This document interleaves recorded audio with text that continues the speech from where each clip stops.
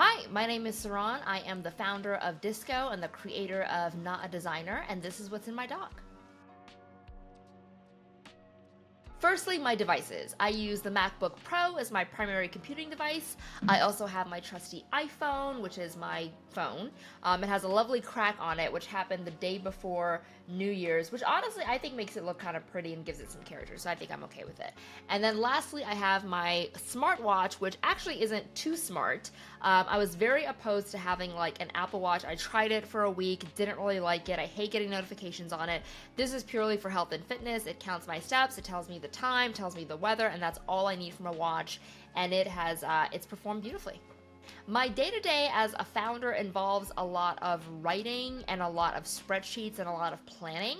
So I am in the Google Apps ecosystem all the time. I'm constantly writing emails, or I'm busting out a spreadsheet to calculate something financial, something budget related, or to make, yet another contact list for another project I'm launching.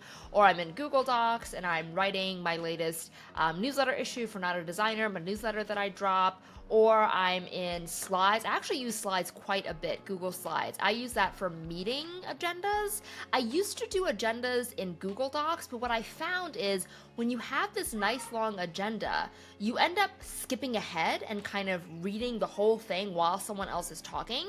So instead, now I use Google Slides, and now I can just focus one agenda item per slide and just have people focus on that one thing, and I found that it makes for much better meetings. So a couple other tools I recommend for newsletter writing is Beehive. I absolutely love Beehive. It's relatively new, it's only a couple years old, but I think they do such a phenomenal job. The focus of the user interface really is on the writing, so you get to really focus on getting your ideas on paper, getting really good content. I use it for my newsletter, Not a Designer, which is all about design tips for developers, and it does such a good job of giving you enough flexibility that you can kind of make it your own. It has some, colors and some branding guidelines and things like that, but it's also relatively standardized, so you don't feel like you're overwhelmed with all these new design decisions you have to make.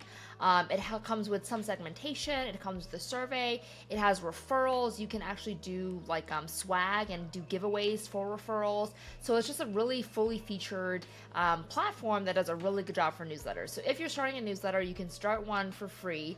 I highly recommend Beehive. It's a really great piece of software. Another piece of software that I really like that I've been using a lot recently is actually Tform.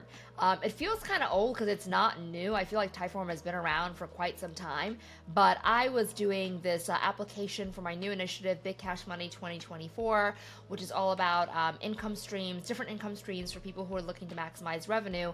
And I was creating this application and trying out all these different tools, and Tform is like still the best one. It makes it so easy to break down the questions one at a time. Their logic and their flow is really beautiful and really intuitive to use.